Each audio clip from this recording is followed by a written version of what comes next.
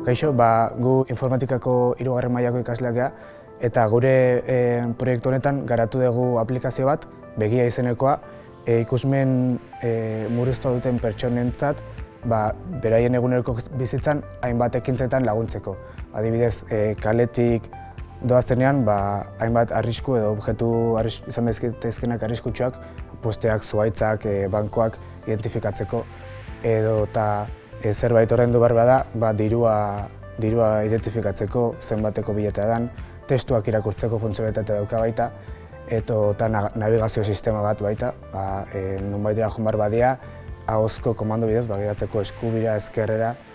Hau guztia garatu dugu 3 hizkuntzatan, euskaraz, gazteleraz eta ingelesez, funtzionatzen du baita, erabili daiteke guztiz, ahozko komandoen bidez, eta erabiltzen ditu inteligentzia artifizial eta web zerbitzu teknologiak.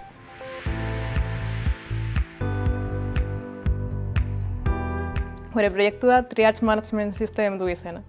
Eta honek ospitaletako larrialdien kongestioa murrizten laguntzen du.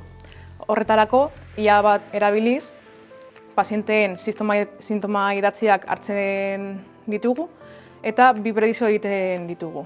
Bata, kasuaren mediku espezialitatea adierazten du eta bestea pazientaren prioritate balioa.